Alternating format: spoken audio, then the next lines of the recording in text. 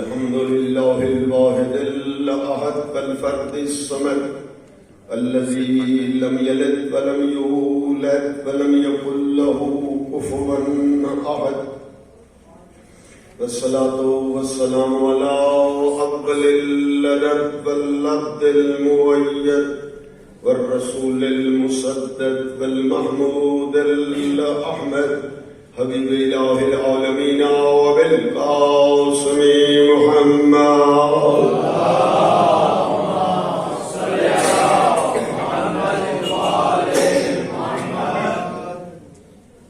وآلہ الطیبین الطاہرین الغر المیامین المعصومین ولعنۃ اللہ علی اعدائہم من الآن الی قیام یوم الدین رب اشرح لی صدری ویسر لی امری واحلل عقدۃ من لسانی یفقهوا قولی اما بعد فقد قال اللہ تبارک وتعالی فی کتابہ المجید وفرقانہ الحمید بسم اللہ الرحمن الرحیم یوم ندعو کل اناس بإمامہم فمن اوتی کتابہ بیمینہ فاولئک یقرؤون کتابہم ولا یظلمون فتیلا صلوات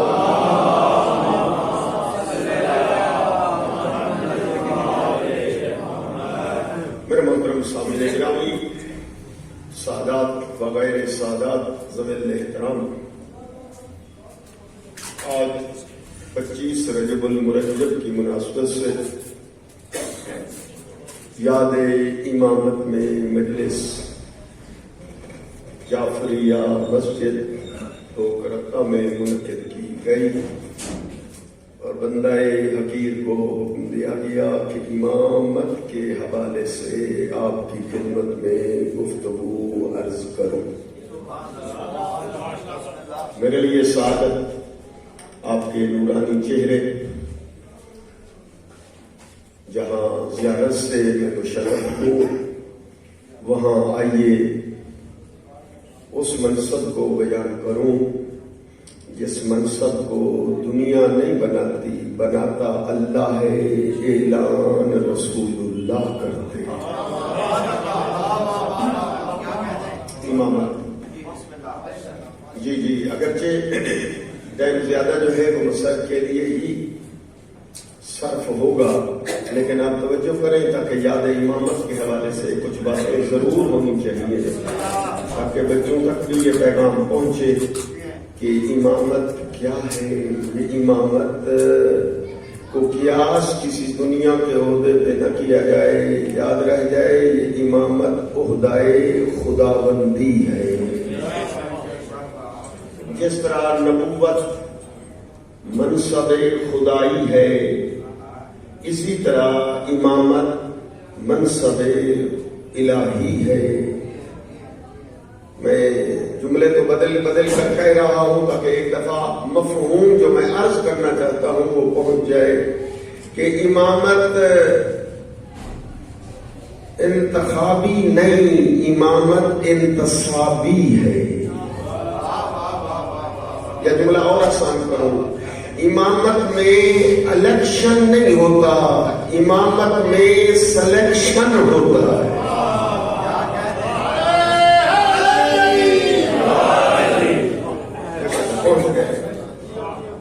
الیکشن سلیکشن، آپ تک بات واضح ہے تو پھر دوسرے لفظوں میں کہہ دوں تاکہ دنیا تک بھی یہ پیغام محبت سے پہنچے۔ جی ہر کوئی سمجھنا چاہتا ہے، ایک آدمی عزت کرنا چاہتا ہے، اس کا اپنا نصیب، لیکن جو اپنا علم بڑھانا چاہتا ہے، علم میں اضافہ کرنا چاہتا ہے، وہ سمجھے کہ امامت عہدۂ خداوندی ہے۔ جس طرح پوری دنیا مل کر ایک نبی نہیں بنا سکتی، اسی طرح دنیا مل کر ایک امام نہیں بنا سکتی۔ کیوں؟ منصب الہی ہے، منصب خداوندی ہے، اللہ جسے دے۔ یہ امامت جی دوسرے لفظوں میں حضرت نے امتحان پاس کیا، ابراہیم ربہ بکلمات فتمہن، پاس ہو گئے، حق ادا کیا، اتمہن، اللہ نے فرمایا کامل کر دیا۔ ابراہیم کے لیے لفظ ارشاد فرمایا قال انی جاعلک للناس اماما، اے ابراہیم میں نے آپ کو امام بنایا۔ جو ہسٹری کے ساتھ رابطہ رکھتے ہیں، حضرت ابراہیم اس وقت عام شخص نہیں تھے، نبی بھی تھے، آلریڈی پہلے سے نبوت کے منصب پہ حضرت ابراہیم فائز تھے۔ اگر لے لیں تو صرف نبی نہیں تھے بلکہ رسول بھی تھے۔ سب شریعت کو کہتے ہیں رسول، جو 313 ہے نا ہم تو 313 رسولوں میں، اور پھر اولو العزم پیغمبر تھے، 5 میں بھی ان کا نام تھا اور خلیل بھی تھے۔ اللہ نے فرمایا میں آپ کو امامت دینا چاہتا ہوں۔ تو اب بچے بھی متوجہ ہو گئے کہ جو ایسا چھوٹے عہدے پر ہو تو پھر وہ اس سے بڑے عہدے کی طرف تو جا سکتا ہے، کوئی بڑے عہدے پہ ہو تو پھر وہ چھوٹے عہدے کی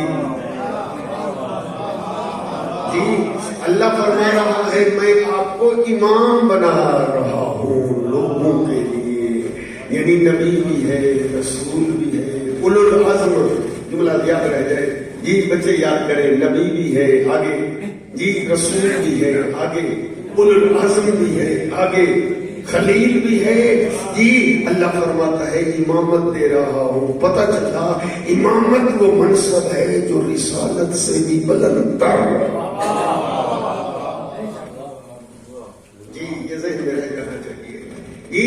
اور پھر جب اللہ نے فرمایا میں نے آپ کو امام بنایا، نبوت کے وقت بھی حضرت ابراہیم نے نہیں دعا مانگی کہ میری اولاد میں یہ منصب دینا، رسالت دی تو تب بھی دعا نہیں مانگی۔ جب ساتھیوں امامت کا اعلان کیا تو نبی ابراہیم کہتے ہیں وہ من ذریتی، میرے اللہ یہ عہدہ میری اولاد کو بھی دینا۔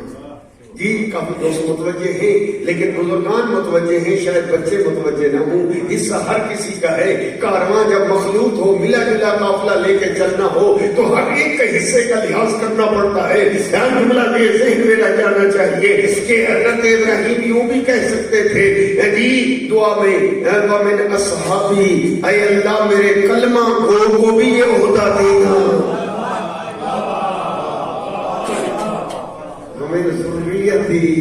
یعنی یہ عہدہ امامت جو ہے کلمہ گو کو نہیں ملتا، جو کلمہ پڑھ کر ادھر آئے، یہ عہدہ ملتا اسے جو چشم زدن بھی ہے اللہ کے سامنے جس کی پیشانی نہ جھکے۔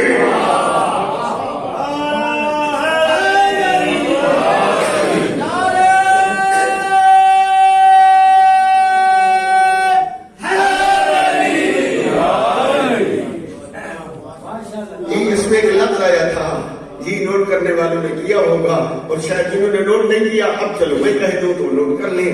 اس میں ایک لفظ تھا اللہ نے فرمایا ابراہیم سے کیا کہا، انی جاعلک للناس اماما۔ انی جاعل اسم فاعل ہے، ماضی پہ بھی بولا جاتا ہے، حال پہ بھی اسم فاعل کا اطلاق ہوتا ہے، فیوچر اور مستقبل پر بھی اس میں فاعل بولا جاتا ہے، بنانے والا۔ جاعل مانا بنانے والا۔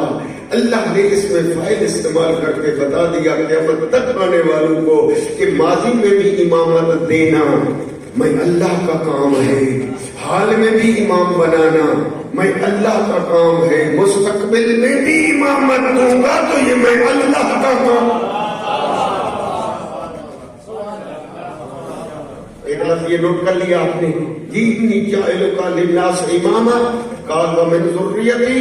اگلا جملہ آپ پڑھیں گے، حضرت ابراہیم سے خطاب، ابراہیم دوں گا تیری ذریت کو، لیکن میرا بھی اعلان ہے، قاعدہ ہے، کلیہ ہے، لا ینالو عہدی، یہ میرا منصب، عہدی یعنی وہی امام جو لفظ پیچھے آیا ہے، یعنی یہ منصب امامت یہ میں اللہ کی طرف سے منصب ہے، یعنی یہ دنیاوی منصب نہیں ہے، عہدی میں اللہ کی طرف سے یہ منصب ہے۔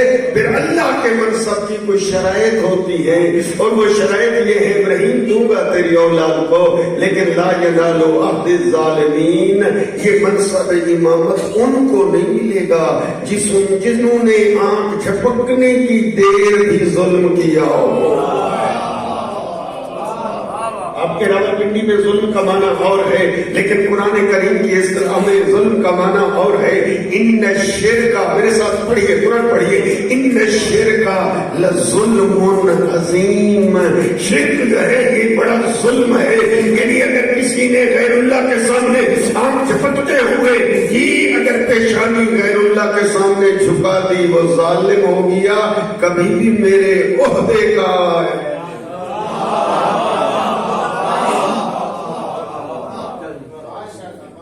ایک تو اس میں لفظ یہ آیا کہ امامت منصب الہی ہے۔ میں نے اس لیے یہ آیت پڑھی تھی، اس لیے آپ کی زحمت یہ اس آیت کی طرف جو ہے مبذول کرائی ہے کہ منصب الہی جی، اور یہی وجہ ہے کہ ہر ایک جو ہے جی منصب کے حوالے سے آپ دیکھیں عیسائیت ہے، اس میں بھی مختلف جو ہے گروہ ہیں، کیتھولک ہے اور دوسرے ہیں، لیکن کیتھولک والے کہتے ہیں کہ نہ حکومت ماتحت ہونی چاہیے پیشوائے روحانی کے، لیکن دوسرے جو گروہ ہیں وہ کہتے ہیں نہ جی پیشوا ماتحت ہونا چاہیے حکومت کے اور اس کا انتخاب جی حکومت کرے گی اور وہ تنخواہ لینے والا ہوگا جی۔ اس زاویے سے کیتھولک والے شیعت کے کچھ زاویوں میں مشابہ لگتے ہیں کہ نہ یہ حکومت کے ماتحت نہیں، کیوں؟ اس لیے کہ حکومت ظالم بھی ہو سکتی ہے، پیشوا جو ہے وہ ماتحت نہیں ہونا چاہیے جی۔ ہاں تو اس لیے میں یہ عرض کر رہا تھا کہ امامت وہ منصب الہی ہے جس کے لیے ارشاد ہوا جو منقو کل اناس بامامہم، قیامت کا وہ دن ہوگا ہر آدمی کو بلایا جائے گا اس کے امام کے ساتھ، امام کے ساتھ۔ اب وہ طول تفصیل کی طرف ماشاء اور پوری ڈیٹیل وہ نہیں پڑھ سکتا جی، صرف یہاں ایک جملہ کہنا چاہوں گا کہ امام کے ساتھ بلانے کا کیا معنی ہے۔ ہر آدمی کو بلایا جائے گا اس کے امام کے ساتھ، قبر سے اٹھایا جائے گا امام کے ساتھ جی۔ جملہ یہ ہے کہ بلانے کا معنی یہ ہے جب آدمی جو ہے معاشر میں آئے گا نام اعمال اس کی گردن میں لٹکا ہوا ہوگا، بعض روایتوں کے مطابق بچڑیاں ہیں اور سر پہ جی لدی ہوئی ہوں گی، اعمال جو ہے وہ حاضر ہوں گے، اعمال جسم کی شکل میں ہوں گے، مجسم ہوں گے، اور وہ وہاں پر اعمال دوستو محشر میں گننے نہیں جائیں گے، تولے جائیں گے جی جی، گنے نہیں جائیں گے 1 2 3 نہ، بلکہ ترازو میں تولے جائیں گے، لیکن اب وہ ترازو یہ دنیاوی ترازو نہیں ہوگا، وہ میزان ہے جی۔ یہی تو وجہ ہے کہ ائمہ فرماتے ہیں نحن المیزان فی المحشر، محشر کا میزان جو ہے وہ ہم ولایت کا میزان ہے، ولایت کے ترازو میں تولا جائے گا۔ ولایت کے ترازو میں تولنے کا معنی، ولایت کے ترازو میں تولنے کا معنی جی، لوگ اپنی گٹھڑیاں جو ہے جی یا گلے میں لٹکے اعمال لے کر ملائکہ سے کہیں گے ہمارے اعمال بھی ذرا تولو نا۔ اب قرآن پڑھیے، آیت پڑھ دوں، ملائکہ دیکھ کر کہیں گے لا نقیم لہم وزنا، ارے جب ہم نے لینے نہیں تو تولنے کیسے؟ وہ دیکھ کر کہیں گے پھر یہ جن کے تم تول رہے ہو یوں یہ کیسے؟ وہ دیکھ کر کہیں گے ہم ہر اس عامل کے عمل کو لے کر تول رہے ہیں جو اس قابل ہے کہ ولایت کے ترازو میں رکھا جائے، اور اس کے اوپر ولایت علیت نے ابھی طالب کی مہر لگی ہوئی۔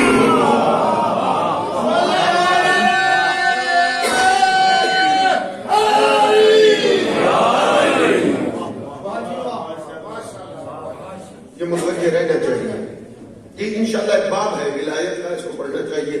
ان مجلسوں میں اتنا نہیں پیش ہو سکتا، وہ 1 گھنٹہ 1.25 کا ٹائم ہوتا ہے خطیب ذاکر کا. اب وہ ساری ولایت کی آیتیں پھر حدیثیں ائمہ نے آیتوں کی کیا تشریح فرمائی, ولایت کی اہمیت کیا ہے, ادھر دنیا کو پتہ نہیں چلے گا ولایت کا. ولایت کی اہمیت اور پاور کا پتہ چلے گا محشر کے دن, تب پتہ چلے. لہذا اس دن جو ولایت جو ہے وہ پڑھنا چاہیے. انشاءاللہ کبھی ٹائم ملا تو تب پڑھوں گا. ابھی سر میں اس لفظ کی تشریح کر کے آگے بڑھ جاؤں گا جی کہ ولایت یعنی یوم ندعو کل اناس بامامہم, یہ امام کون ہیں جن کی ولایت کی مہر جو ہے وہ ضروری ہوگی. یہ ہے سوال اگر ذہن میں آ جائے. یہ مہر کچھ دوست گھبرا گئے, بڑے تو سمجھ گئے سفید ریش. جی بزرگان آپ کی شفقت رہی ہے, محبت. جوانوں آپ سے مخاطب ہے مومن مومنی. جی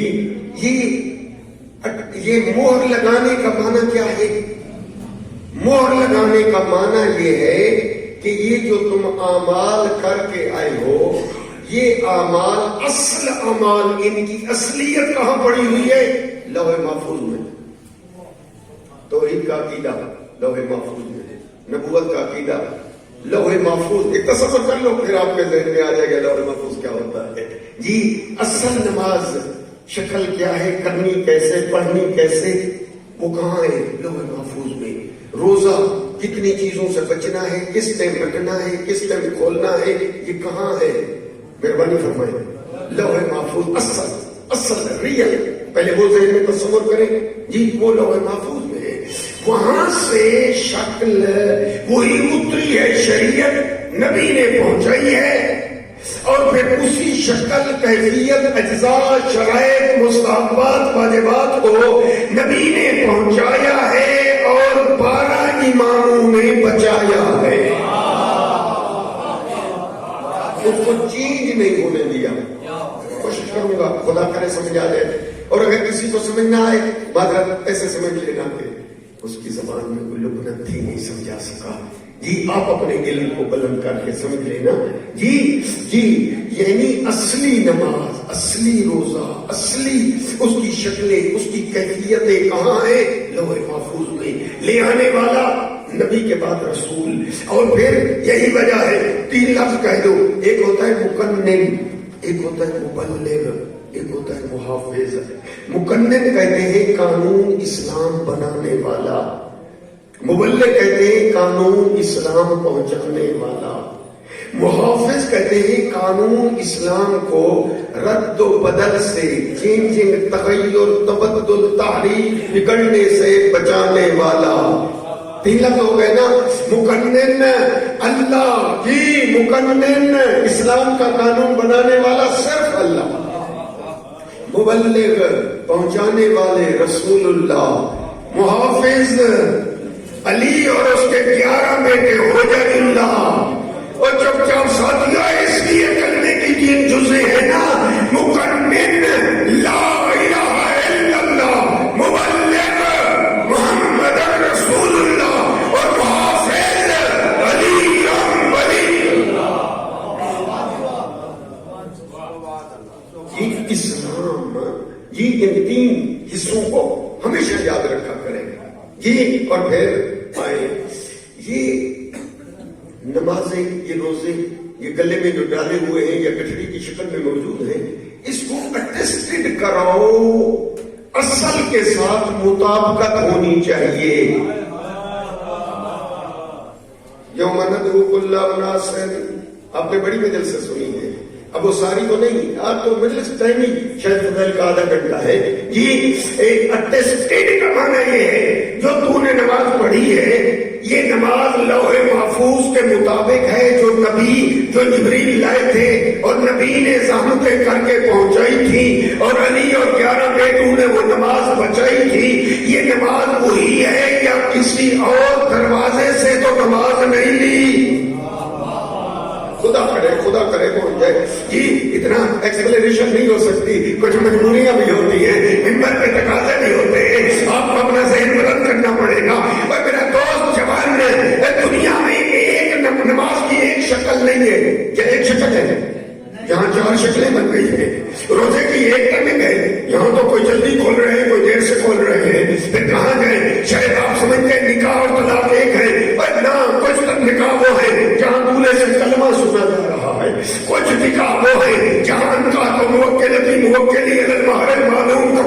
نکاح کے لیے دلوارن والوں کوئی طلاق وہ ہے کہ نکاح عربی میں تو طلاق بھی عربی میں، کچھ طلاق وہ ہے نہیں طلاق کہہ دو تو بس طلاق ہو جائے گی۔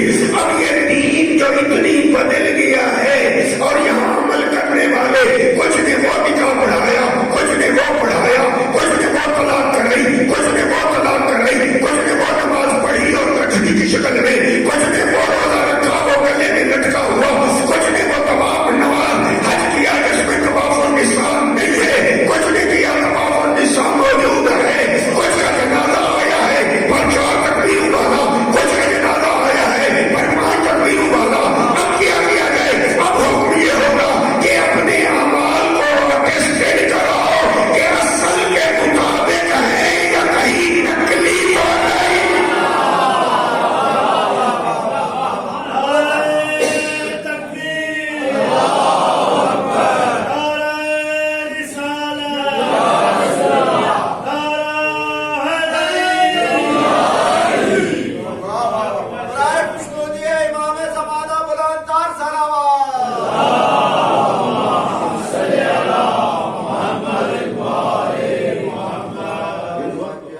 تھوڑا توجہ دیں، تھوڑی توجہ دیں، توجہ کا طالب ہوں، ضرورت ہے اس لیے کہ ٹھیک ہے خشک ٹاپک خشک موضوع صحیح، بے شک صحیح، پر آپ اپنے ذہن میں تو اتارے نا، میں بیان کرنے کی صلاحیت نہیں رکھتا ہوں گا، آپ تو بہترین سامع ہیں نا کہ قرآن کہتا ہے کہ لم تفعل فما بلغت رسالتہ، اے میرا رسول اگر آج اسی لگائے ہوئے باغ شریعت کا باغبان اور مالی اور نگہبان اور محافظ کا اعلان نہ کیا تو یہ تیرے امت کی نماز بدل دیں گے، روزے بدل دیں گے، حج کے طریقے بدل دیں گے، زکات کا نصاب بدل دیں گے، جنازے کی تکبیریں بدل دیں گے، توحید کے عقیدے میں تبدیلی ہوگی، نبی نبوت کا عقیدہ جو ہے بدل جائے گا۔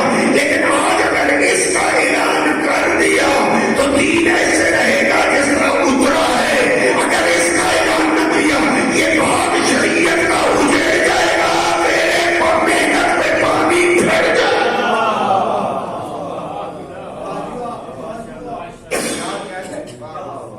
اگر میں سمجھا سکا ہوں تو ٹھیک، نہیں سمجھا سکا تو پھر میں یوں عرض کروں، میرے دوست ہیں وہ بھی میرے مہربان ہیں جی، میرا جز ہے، میرا حصہ ہے وہ میرے نادان دوست جو کہتے ہیں ولایت نام ہے تشہد میں علی ولی اللہ لینے کا، جی محدود کر دیا ولایت کو، میرے مہربان ہیں میرے دوست ہیں، پر وہ ولایت کو محدود جی کرتے ہیں کہاں؟ تشہد میں جی، تشہد کی جز ہے علی ولی اللہ، جی جی جز پہ ذہن ہو، ولایت علی ولی اللہ تشہد کی جز ہے۔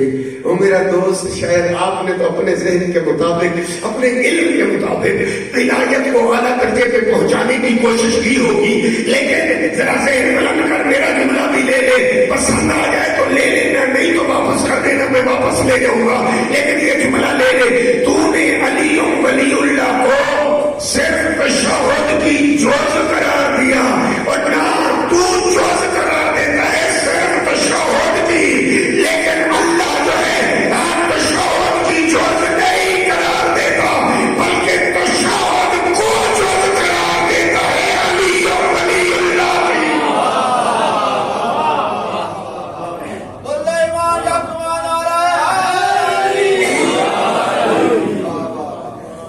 شاید میں نہیں واضح کر سکا، میں نے عرض کیا یعنی وہ بھی میرے دوست اپنے تئیں ان کی کوشش، اپنے تئیں اپنے علم کے اکارڈنگ جی، اپنے اس نالج کے مطابق کوشش کی ہوگی، یقیناً جی کوتاہی نہیں کی ہوگی، لیکن متوجہ رہنا چاہیے کہ میں کھل کر کہنا چاہتا ہوں جی، اور میرے جو علم ہے اس کا نچوڑ اتنے سال جی پڑھنے کا نتیجہ قرآن اور حدیث کا نچوڑ یہ ہے، خدا کی قسم، عظمت مصطفیٰ کی قسم جی جی، علی ولی اللہ نماز کی جز نہیں، نماز جز ہے ولایت علی کی، روزہ جی علی ولی اللہ روزے کی جز نہیں، روزہ جز ہے ولایت علی کا، جی علی ولی اللہ حج کا جز اور پارٹ اور ٹکڑا اور حصہ نہیں، بلکہ حج جز ہے ولایت علی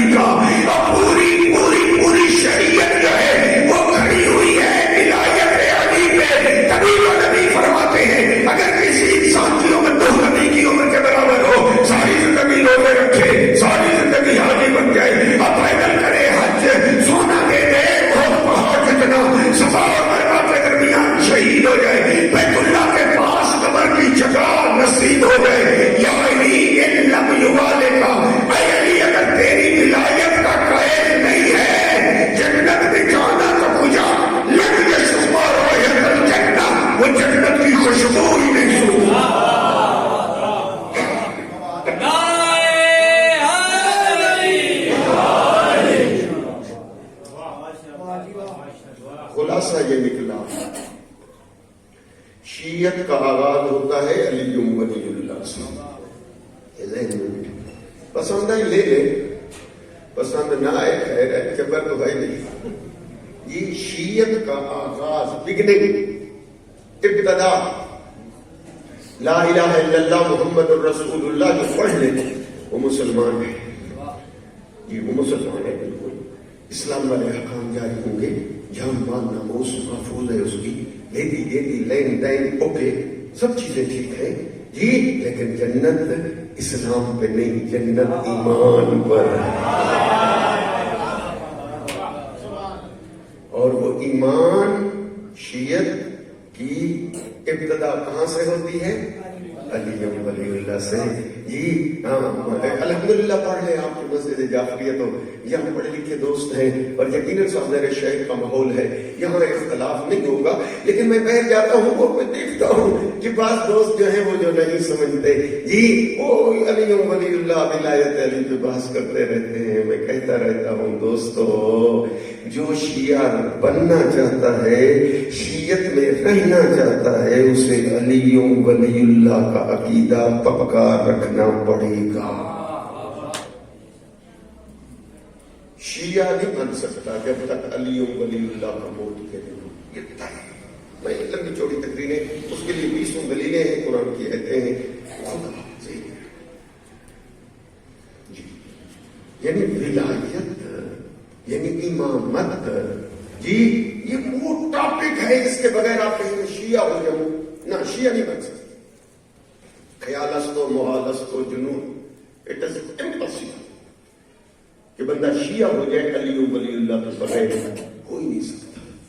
اس لیے کہتا رہتا ہوں، اگر لے لیں، میں کہتا ہوں یہ تقسیم 2 قسمیں بنا لینا، یہ ولایتی شیعہ، یہ غیر ولایتی شیعہ، ہو ہی نہیں سکتا۔ تقسیم مانا ندارہ، تقسیم صحیح نہیں ہے۔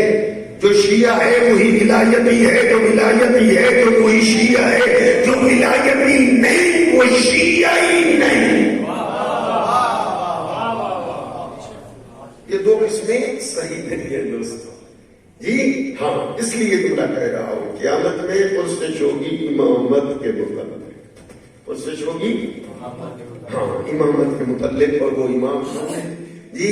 جب یہ والی آیت نازل ہوئی، بسم اللہ الرحمن الرحیم، یا ایھا الذین آمنوا، ایمان والے، اطیعوا اللہ واطیعوا الرسول واولی الامر منکم، اطاعت کرو اللہ کی، اللہ کے رسول کی، اور اولو الامر، صاحبان حکم، صاحبان امر۔ جابر بن عبداللہ اٹھ کھڑے ہوئے۔ جابر بن عبداللہ نام تو سنا ہے، سلوات پڑھنے کا آواز ہے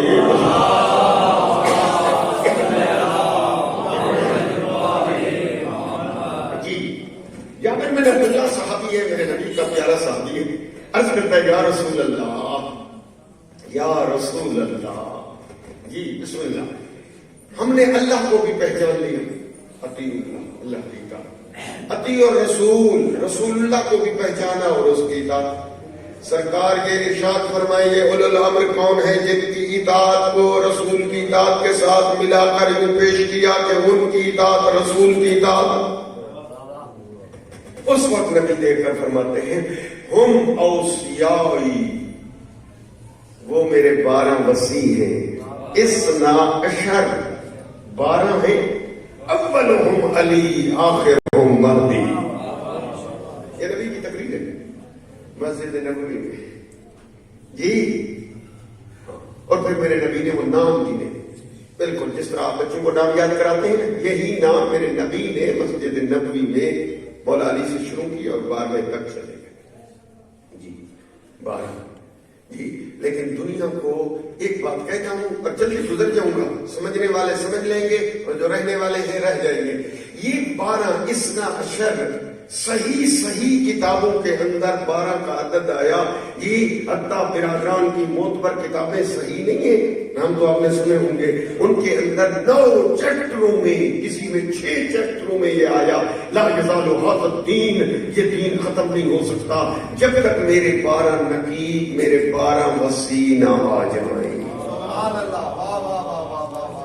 دوستوں میں شیعہ بک نہیں کہہ رہا، آخر والے متوجہ ہی نہیں ہوئے، یوم امامت کی مجلس سننے آئے ہیں، یہ جملہ سن لیں کہ دنیا کو ابھی تک 12 نہیں مل سکے.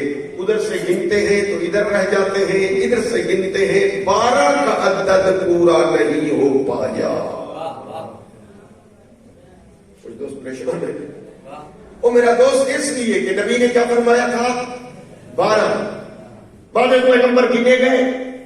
بعد پیغمبر جو حکمران ہے تو کتنے حکمران ہے گنے, یہ تو 4 حکمران ہیں. خلافت راشدہ بڑے احترام سے, یہ تو 4 حکمران ہیں.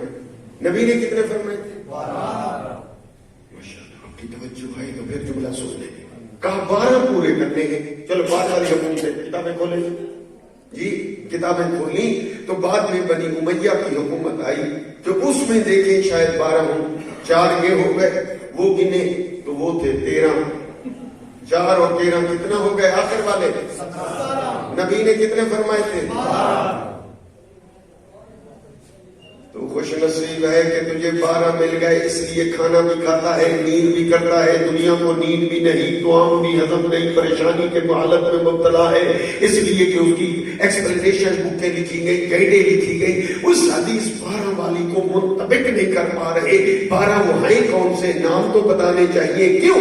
اس لیے کہ پہلے 4 پھر ہے 13. چلو بعد والی حکومت. پھر دیکھا کہ بنی عباس کے حکمرانوں کو گلے, شاید وہاں 12 مل جائے. وہاں گنے تو وہاں نکلے 36. کتنے؟ 36. نبی نے کتنے فرمائے تھے؟ 12. دوستو اس لیے 12 نہ مل سکے. کیوں؟ اس لیے کہ انہوں نے کہا کہ وہ 12 کو ہونے چاہیے جن کے پاس ہو حکومت. حکومت کی شرط لگئی تو 12 نہ مل سکے. جب 12 گنتے ہیں تو ادھر سے امام حسین کے پاس حکومت نہیں, یزید کے پاس حکومت ہے. امام حسین کا نام نکالنا پڑتا ہے, یزید کا نام داخل کرنا پڑتا ہے. میں اشارہ کروں گا, مطالعہ آپ کریں گے, اتنا ٹائم نہیں ہے. میں آپ عدد گنوں اور نام گنوں اور وہ ساری یہ حدیثیں جب سب ایک سے یہ آپ کو کاپی فوٹو کاپی سب چیزیں مل سکتی ہیں یہ. اور پھر ادھر 12 کا عدد جو ہے وہ پورا نہیں ہو پا رہا. اب گنتے ہیں تو پھر وہ 12 پورے نہیں ہوتے, وہ شرائط پوری نہیں ہوتی, وہ صفات پوری نہیں ہوتی. جی وہ اس لیے پریشان ہے, ان کے پاس حکومت نہیں ہے. نہ سمجھ سکے کہ یہ اولو الامر کا معنی یہ ہے کہ اللہ جس کے بولنے کو امر کہے, اللہ اس کو اپنی طرف سے حاکم بنائے, چاہے اس کو تخت ملے چاہے نہ ملے. وہ اللہ کی طرف سے حاکم ہے, چاہے حکومت ملے چاہے باغ میں پانی لگائے کھڑے ہو, اللہ کی طرف سے حاکم ہونا چاہیے. ان 12 کے نام میرے نبی نے گنے جی. ان میں 7ویں ہستی کا نام ہے سرکار امام موسیٰ کاظم.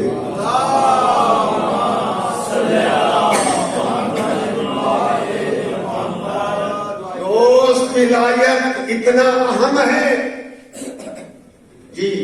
ایک ہے, یا تو بچوں نے کیا ہے نا, ہمارے عالم دین نے حفظ کرایا ہوگا بچوں کو. ایک ہے اصول دین, ایک ہے فروع دین. فروع دین وقت کی مسئلے تو ہو تو اس میں تبدیلی ہاں امام کر دیں گے, لیکن اصول دین یعنی دین کی اصل اس میں کبھی بھی امام تبدیلی نہیں کرتے. علی ابن یقین گورنر ہے ہارون رشید کا, وزیر ہے جی. چغل خوری میں چغل خوری کر رہے, یہ تو رافضی ہے. امام موسیٰ کاظم کو جی اپنا امام مانتا ہے. ہارون نے کہا کل چیک کروں گا, یہ ظہر کی نماز میں پڑھتا ہے تو وضو کرتا ہے, میں دیکھوں گا کہ وضو کس طرح کرتا ہے. میں رد و بدل کی بات کر رہا ہوں, اصول اور فروع میں فرق کر لینا جی. شام ہوئی امام کا جی, قاصد خط لے کر پہنچا اور جس میں لکھا ہوا تھا اے علی بن یقین کل جو تو وضو کرے گا نا ظہر کے ٹائم, وہاں پاؤں کا مسا نہیں کرنا, پاؤں کو دھونا ہے. اب میں ہوتا مومن حسین امی. ہاں راولپنڈی کا کوئی دوست ہوتا کہتا قرآن تو کہتا ہے کہ وَامْسَحُوا بِرُؤُوسِكُمْ وَأَرْجُلَكُمْ، مسا کرو سر کا اور پاؤں کا. یہاں امام فرماتے ہیں نہیں پاؤں کو دھو جی. وہ کہتے ہیں نا قرآن کا حکم وہی ہے جو امام فرمائے گا. میرا وظیفہ، میرا شرعی وظیفہ یہ ہے جو امام میرا آقا فرمائے. دوسرے دن جب وضو کر رہا تھا ہارون چھپ چھپ کے وہاں سے دیکھ رہا تھا جی. جیسے اس نے پاؤں کو دھویا ہاں ادھر سے چیخ کر کہا غلط کہتے ہیں علی ابن یقین پہ تہمت لگانے والے یہ رافضی ہے. دیکھو اگر یہ پاؤں کا مسئلہ نہیں کر رہا، پاؤں کو دھو رہا ہے. خطرہ ٹل گیا. شام کو امام کا قاصد خط لکھ کر پہنچ گیا. علی ابن یقین جو خطرہ تھا ٹل گیا. اب پاؤں کو دھونا نہیں، مسا کرنا ہے ایسے جس طرح قرآن کا حکم ہے. بات سمجھ میں آ گئی؟ ذرا فرق کریں اس ولایت میں اور ایک فروعی احکام میں. فروعی احکام میں امام یہ جب چاہے، پورا باب ہے چیپٹر ہے، اب وہ میں واقعات پڑھوں جی. امام جو ہے محافظ مومنین ہے، مومنین کی جان مال ناموس کے محافظ جی.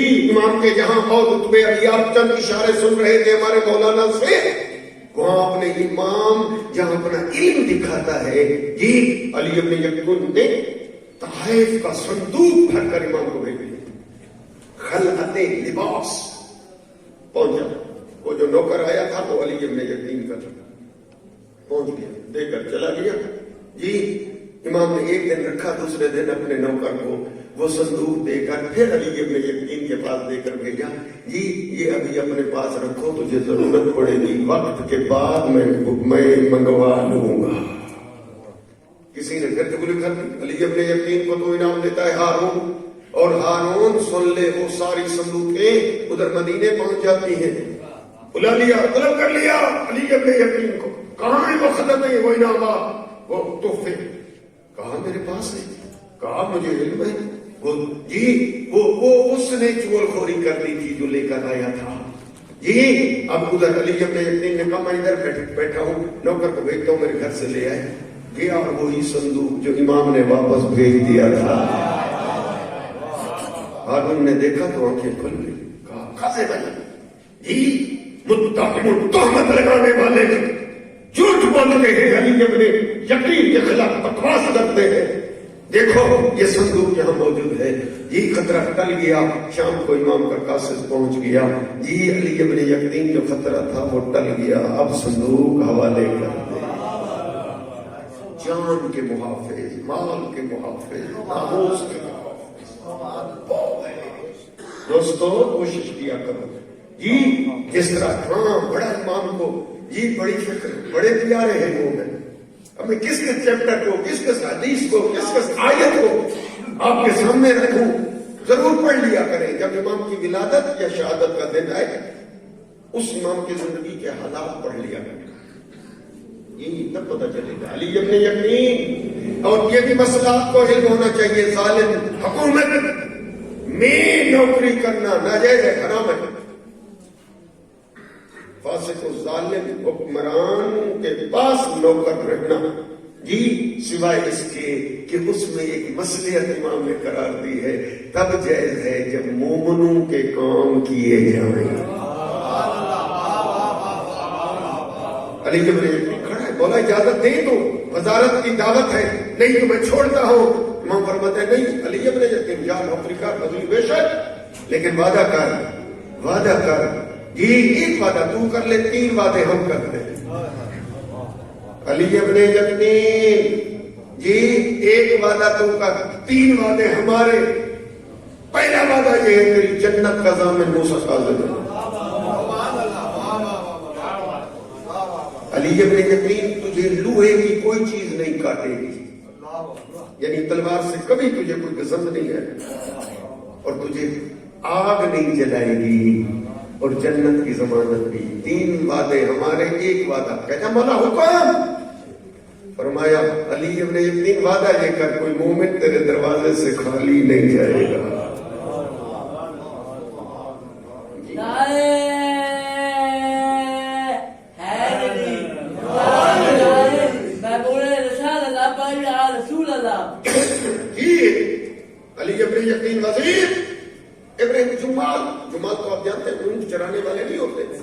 جسے آپ جبت کہتے ہیں، جبت، جسے عام طور پہ لوگ حقیر سمجھتے ہیں جی، لیکن یہ ابراہیم جمال ضرور ہے، لیکن امام کو پیارا کو اتنا ہے، ایک کوئی کام لے کر آیا ہے، ایک علی ابن یقین کے پاس دوپہر کا ٹائم سویا ہوا، ملاقات نہ ہو سکی، نوکروں نے کہا آرام میں ملاقات نہیں ہو سکی، واپس آ گیا، حج کا موقع آیا اور پہنچا ہے حج کے موقع پر علی ابن یقین، اور حج کرنے کے بعد آپ کو پتا ہے کہاں جانا ہوتا ہے؟ مدینے، زیارت نبی کے دور میں، نبی کی، امام کے دور میں جی، دق الباب کیا جا کر امام کاظم کے دروازے پر، اندر سے جواب آیا، اے علی ابن یقین، ابراہیم کی ملاقات کے لیے تیرے پاس ٹائم نہیں ہے تو میرے پاس بھی تیری ملاقات کے لیے ٹائم نہیں ہے۔ میں نے چھوڑ دیا قولت سے، علی ابن یقین کے پاؤں کے نیچے سے زمین نکل گئی، میری زندگی، میری آخرت، دار و مدار، جنت سب امام کاظم، اور فرماتے ہیں تیری ملاقات کا ٹائم۔ کہلا بھیجا، مولا مجھے تو نہیں یاد کہ مجھے ایسے نہیں ہو سکتا کہ ابراہیم آیا ہو اور میں نے خالی لوٹایا ہو۔ فرمایا آیا تھا، مولا آپ معافی لوں گا، دوں گا معافی، فرمایا نہیں جب تک پہلے وہ معاف نہ کرے۔ مولا وہ تو دور ہے، بس کہاں یہ مدینہ، وہ تو سب۔ فرمایا یہ مسافروں کی باتیں کیوں کرتا ہے؟ پہنچانا ہمارا کام ہے، معافی لے کے آنا تیرا کام۔ جنت البقیع کی فلاں جگہ پہ چلا جا، ایک ناکا بیٹھی ہے، اس پہ سوار ہو جا، آنکھیں بند کرے گا یا آنکھیں کھولے گا تو علی ابن یقین تو پہنچ جائے گا اس وقت ابراہیم کے دروازے پر۔ ایسے ہوا، پہنچا، دق الباب کیا، ابراہیم باہر آیا، دیکھا دروازے پہ وزیر، مجھے بلا لیا ہوتا، کیسے تکلیف کی آپ میرے دروازے پر؟ جی ہاں، میں معافی لے، کس چیز کی؟ تو آیا اور میں نے ملاقات نہیں کی آپ سے۔ جی کہا میں جی تو محسوس ہی نہیں کیا میں نے۔ جی ہوتا ہے ایسے، وزیر مصروف ہوتے ہیں، میں نے محسوس ہی نہیں کیا۔ کہا تو نے محسوس نہیں کیا ہے، امام کاظم نے محسوس کر لیا۔ معافی کہا نہیں، روایت کے جملے ہیں اگر لے سکو، کہتے ہیں میں مٹی پہ لیٹتا ہوں تو اپنا پاؤں اٹھا کے میرے رخسار میں لگا، یہ روایت کی لفظ ہے جی۔ اور پھر اس ناکا پہ سوار ہوا جی، مدینے اس ناکا نے اتارا، امام کے دروازے پہ آ کے ایسے دق الباب یا کرنا چاہتا ہے، امام نے دروازہ کھول کے سلام کر کے گلے لگا دیا۔ جب کرے اڑ، امام کی زندگی، امام کی زندگی کا ہر واقعہ ایک چیپٹر ہے، ایک درس ہے۔ اب میں کس کس حصے کو پڑھوں؟ نہیں ہو سکتا جی، بہت کچھ سوچا تھا لیکن نہیں، انشاءاللہ پھر ٹائم ملا پھر عرض کروں گا۔ ابھی صرف اتنا کہتا ہوں، امام کاظم کی زندگی آپ سن رہے تھے کہ ایک ٹوٹل عمر ہے 55 سال، جن میں سے 20 سال والد گرامی کے ساتھ گزارے اور 35 سال، آپ 14 سال سنتے ہیں امام کی اسیری، اس سے زیادہ ہے، 14 سال نہیں ہے، اس سے زیادہ ہے، لیکن مختلف زندانوں میں امام کو رکھا گیا۔ اور امام عرض کر دوں، 3 حکمران کی حکومتوں امام کی امامت میں، منصور دمانکی کا زمانہ بھی ہے جی، مہدی عباسی یہ اور حکمران ہے، ہادی عباسی یہ تیسرا حکمران ہے بنی عباس کا، ہارون اور رشید عباسی یہ چوتھا حکمران ہے۔ اب وہ ٹائم نہیں ہے، میں ورنہ تجزیہ بھی کرتا ان کی زندگی اور وہ حادثہ اور کی مشکلات امام کو پیش کی، وہ ضرور پیش کرتا، لیکن میں امید کرتا ہوں آپ ضرور مطالعہ کریں گے۔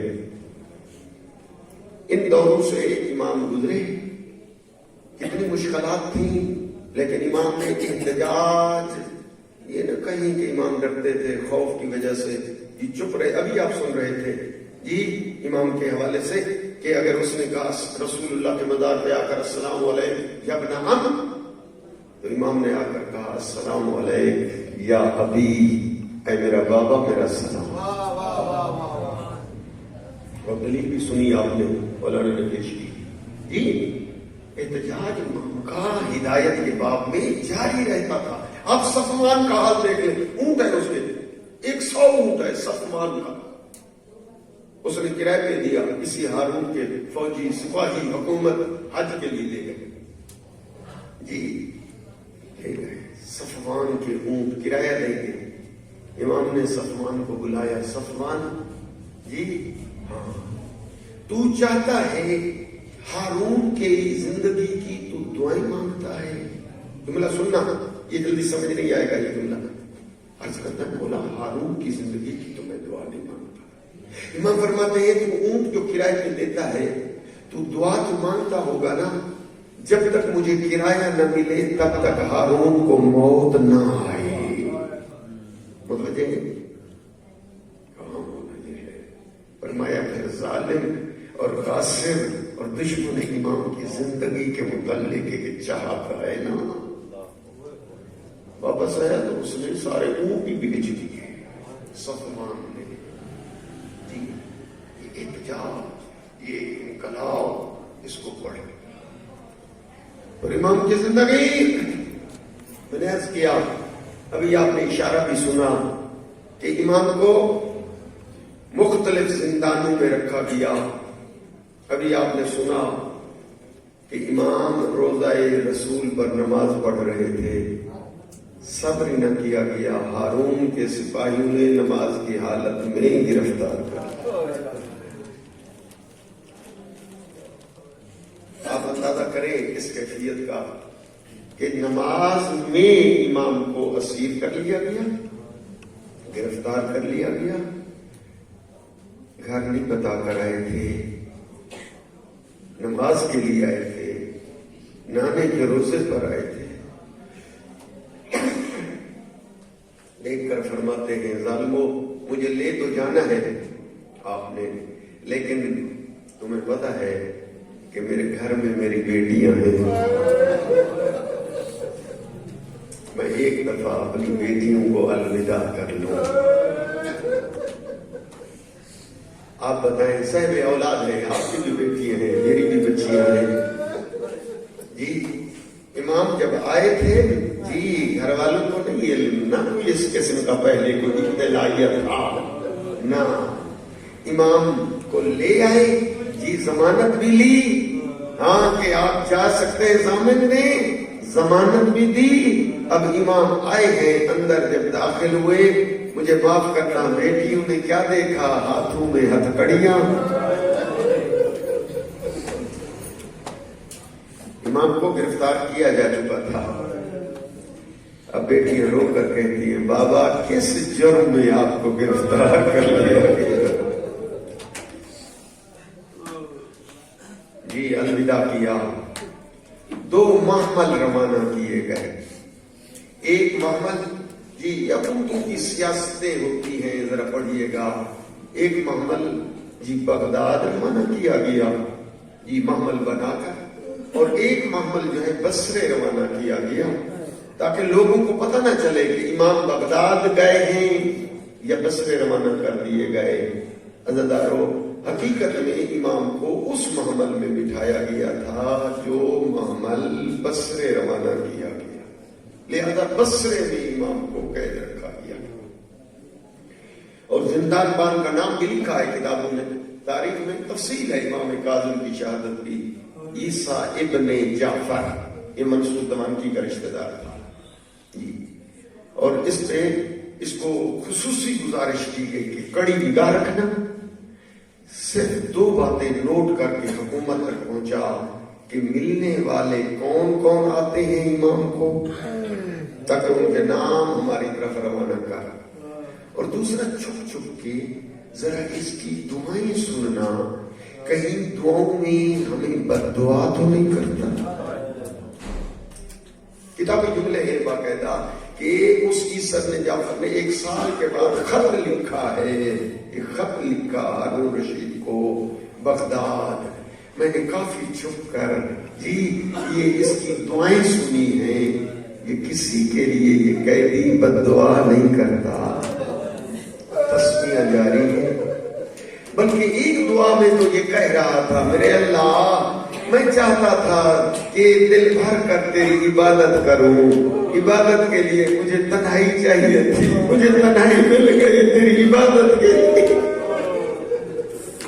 اس خط کے آخری جملے یہ تھے جو عیسیٰ نے جعفر نے ہارون کو خط روانہ کیا سال کے بعد کہ اس قیدی کو میری تحویل سے لے لو، نہیں تو میں کسی ٹائم میں زندان کا دروازہ کھول دوں گا، ایسے مظلوم اور بے قصور قیدی کو میں اپنے زندان میں نہیں رکھ سکتا، چونکہ وہ رشتہ دار تھا حکومت کا، لہذا اس کی بات سنی گئی اور لہذا امام کو بصرے سے بغداد بلا لیا گیا اور دوسرے قید خانے میں رکھا گیا، جس قید خانے کے دربان کا نام فضل ابن ربی ہے۔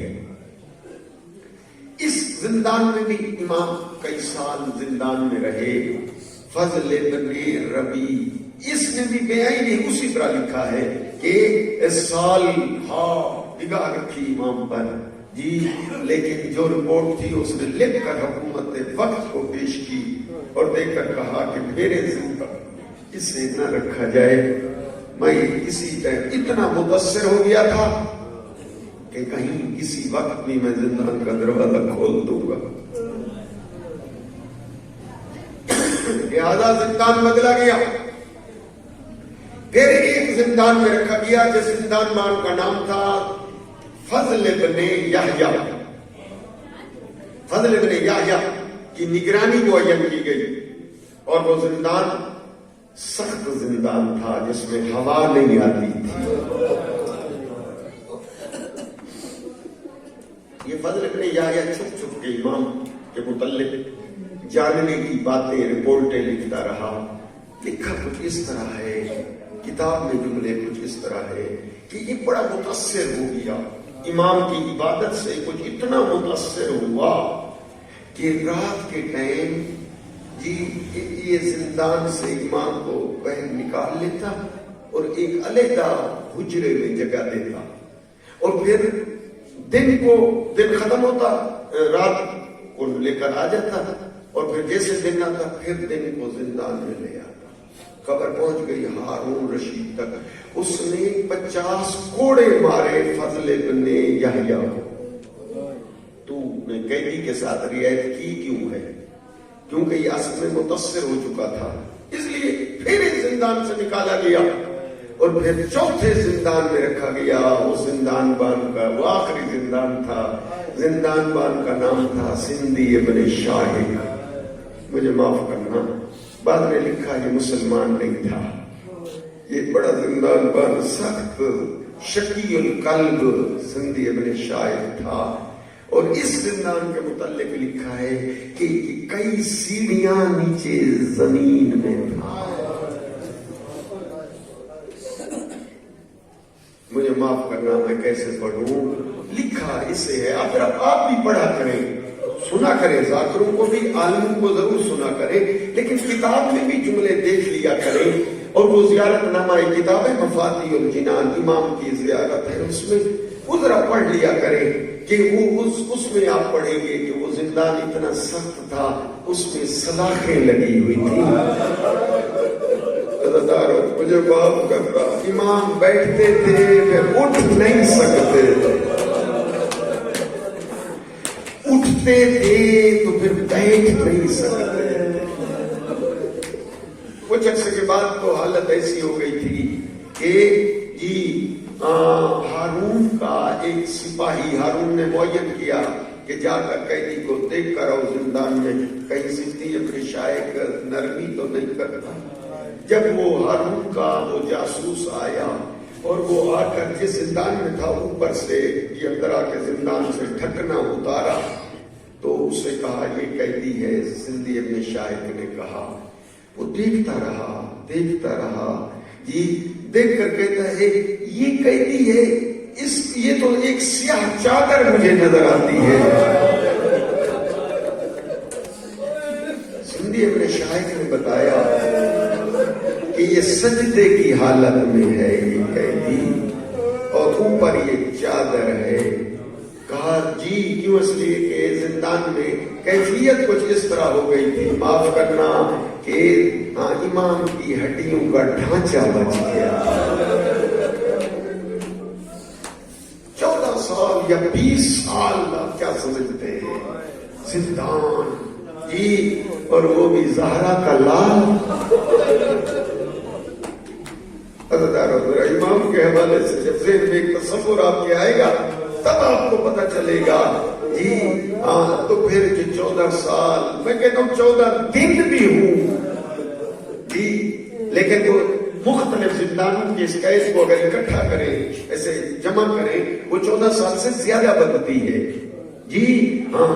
اس زندان بان میں جی آخر جب اتنا عرصہ گزر گیا، عزادارو امام کے قتل کے لیے سوچا گیا۔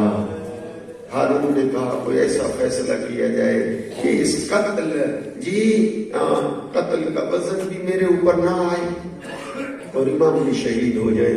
لہذا تاریخ نے لکھا مختلف ہیلے، مختلف حربے کیے گئے امام کے قتل کے لیے۔ معاف کرنا، ایک ہیلا یہ کیا گیا، کچھ دن شیروں کو بھوکا رکھا گیا اور شیروں کے سامنے امام کو لایا گیا تاکہ درندے ہیں امام کو کھا جائیں گے اور ہارون پر حرف نہیں آئے گا۔ عزادارو جب جی چند دن شیروں کو بھوکا رکھنے کے بعد جب امام کو شیروں کے درمیان لایا گیا جی، لوگ دیوار کے اوپر چڑھ کر یہ منظر دیکھ رہے تھے جی۔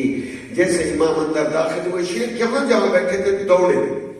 لوگوں نے پہلے فرصت میں یہی سمجھا کہ اب یہ امام کو جی نقصان دیں گے جی۔ شیر دوڑتے آئے، شیر دوڑتے آئے، جب امام کے قریب آئے آ کے قدموں پہ گر گئے۔ لکھا ہے کہ اپنا منہ امام کے پاؤں پر ملنے لگے۔ گویا زبان بے زبان سے اپنی زبان میں کہہ رہے تھے زہرا کا لال نہیں پہچانا تو نانا کی امت نے نہیں پہچانا۔ جزاکم ربکم۔ اس حربے میں بھی ہارون کامیاب نہ ہوا جی۔ دوسرا حربہ جی بہار الانوار میں علامہ باقر بجلسی نے تفصیل لکھی ہے، ضرور دیکھنا جی کتاب، میں وہاں سے چند جملے کہتا ہوں جی۔ دوسرا حربہ 40 حبشی غلام منگوائے گئے اور ان کو شراب میں مخمور کر کے پہلے لکڑیوں کے جسم پر تلواریں چلانے کے لیے مشق کریں گے، کتابوں میں لفظ ایسے ہی ہیں جی، اور پھر ان کو شراب پلا کر جی تلواریں دے کر زندان میں بھیجا گیا تاکہ جا کر امام پر تلواریں چلائے۔ برادرو امام حجت خدا ہوتے ہیں جی۔ جیسے یہ اندر داخل ہوئے جی، تقدیر الہی ایسے آنکھیں ان مخمور شرابیوں کی کھل گئی جی، دیکھ کر کہتے ہیں حجت خدا تو یہی ہے۔ زمین پہ گر گئے جی اور امام کو انہوں نے قتل نہ کیا۔ تیسرا حربہ امام کے قتل کے لیے، معاف کر دینا میری زبان میں جرت تو نہیں ہے لیکن نہیں پڑھوں گا تو آپ کو پتہ کیسے چلے گا جی، میں اشارہ کر کے گزر جاؤں گا۔ تیسرا حربہ ہارون نے ایک فاحشہ عورت بلائی جی، جا کر امام پہ الزام لگا دے۔ جب یہ فاحشہ عورت اندر آئی اور اس وقت زندان کی جی وہاں آ گئی جہاں سے امام کو نیچے دیکھ سکتی تھی، وہاں آ گئی، آ کر اس نے کان لگا کر دیکھا کہ امام کبھی رکوع میں کبھی سجود میں، دیکھ کر کہتے ہیں سبحان قدوس سبحان قدوس۔ عزادارو کافی دیر یہ دیکھتی رہی، اس کے بعد یہ سجدے میں گر گئے۔ اس نے سر نہیں اٹھایا، سجدے میں مٹی پہ گر گئے جی۔ ہارون کے سپاہی آئے، جا کر دیکھیں، کافی دیر گزر گئی ہے، آ کر دیکھا کہ وہ عورت جی زندان کے اس تاکچے سے جہاں سے اس نے دیکھا تھا وہاں زمین پہ پڑی تھی اور وہ بھی سجدہ کر رہی ہے جی۔ اسے لایا گیا اور ہارون کے حکم سے اس عورت کو قتل کر دیا گیا۔ عزاداروں مجھے معاف کر دینا، چوتھا حربہ امام کے قتل کے لیے جو بنایا گیا، امام کو انگوروں میں زہر دے کر، بعد میں لفظ خرما بھی لکھا ہے کہ خرما میں، بعد میں انگور کا لفظ لکھا ہے، زہر دے کر امام کو وہ انگور دیے گئے۔ عزاداروں جیسے امام کے سامنے وہ انگور رکھے گئے، پڑھا امام نے انا للہ و انا الیہ راجعون۔ عزاداروں چند دانے لیے، کیوں؟ اس لیے کہا یہ ہارون کا حکم ہے، یہ آپ کو کھانے ہوں گے۔ امام نے چند دانے لیے اور اس کے بعد وہ دیکھ کر لے آنے والا کہتا ہے یہ پورے کھانے پڑیں گے۔ امام فرماتے ہیں چند دانوں سے تمہارا مقصد پورا ہو جائے گا، میرے جسم میں گوشت باقی نہیں ہے، ہڈیوں کا ڈھانچہ ہے۔ زہر مل گیا امام کو۔ عزاداروں مسجد جعفریہ میں غصہ دینے والے، اس وقت زہر نے اثر کیا، جگر کے ٹکڑے کٹ کٹ کے باہر آنے لگے۔ عزاداروں امام کے تڑپ رہے تھے زندان بغداد میں۔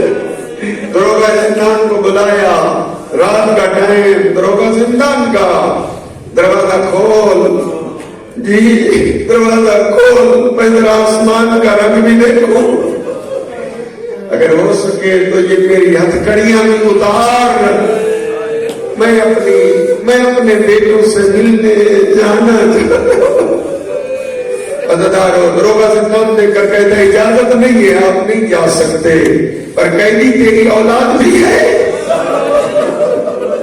ماں فرماتے ہیں میری اولاد ہے، آئے ہیں پر انہیں پہنچنے نہیں دیا گیا، کسی کو زہر دے دی گئی۔ امام نے فرمایا زندان کا دروگا تیری قید کے پابند نہیں ہے۔ اللہ اکبر کی تکبیر بلند کی میرے امام نے، جی اس وقت زنجیر ٹوٹ کے گرے۔ امام نے چھت کی طرف دیکھا، چھت کھل گئی اور امام اعجاز امامت سے مدینے پہنچے۔ جی اعجاز امامت، اس کے لیے ایک چیپٹر پڑھنا پڑے گا کہ امام جو ہوتا ہے جی اپنی شہادت سے پہلے اپنے وصی کو وصیتیں کرتا ہے، جی اساس عقائد کی پڑھیں گے، اور امام کا جنازہ امام ہی پڑھتا ہے، امام کو غسل امام ہی دیتا ہے۔ جی یہ پورا باب ہے جس کو پڑھیے، مسائل میں گنجائش نہیں ہے۔ جی تاریخ ایسے کہتی ہے امام وہاں پہنچے جہاں پر مٹی پہ بیٹیاں سوئی ہوئی، حویلی میں پہنچ گئے امام کاظم۔ جیسے پہنچے ہیں مدینے کی حویلی میں امام کاظم، حرم امام، زوجہ امام نے دیکھا، کیا دیکھا کہ کوئی ضعیف ہے جو جھک جھک کر اپنی بیٹیوں کے ساتھ چوم رہا ہے۔ کون ہے حویلی کاظم کے آنے والے؟ وہ میری بیٹیوں کا سر چومنے والے۔ آہستہ بول رضا کا بابا ہو، تیری قید ختم ہو گئی تھی، اطلاع کرتے میں رضا کو بھیج دی۔ کل میرا جنازہ پل بغداد میں ہو، 25 رجب المرجب، جی کہا بیٹیوں کو میں بیدار کر لو، کہا نہیں میں لانے کے لیے آیا ہوں۔ امام کا حکم زوجہ امام نے کہہ دی ہے مولا مرضی آپ کی، اگر نہیں اجازت دیتے میں بچوں کو بیدار نہیں کرتی، لیکن ایک جملہ کہتے ہو مولا جب عید کا دن ہوتا تھا نا، آپ کی بچیاں دروازے میں اکٹھی ہو جاتی، بغداد کی طرف رخ کر لیتی اور دیکھ کر کہتی بابا آج عید کا دن۔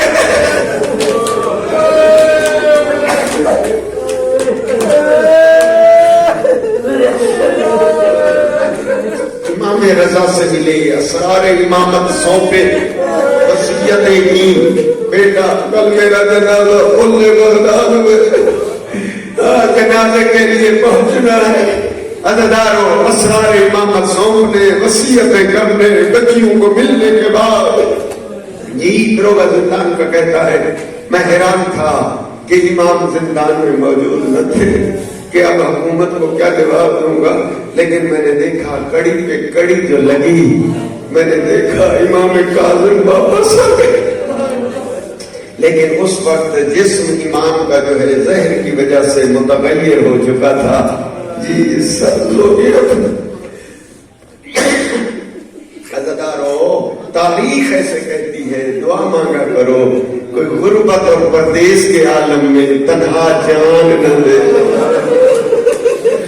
میں کیسے پڑھوں شاید تیرا دل جھک جائے گا، جس کے 18 بیٹے کو زہر مل گئی ہو، تڑپ رہے ہوں زندان میں، ہاتھوں میں ہتھکڑیاں ہوں، اور لیکن جنازہ اٹھانے والا بھی کوئی نہ ہو۔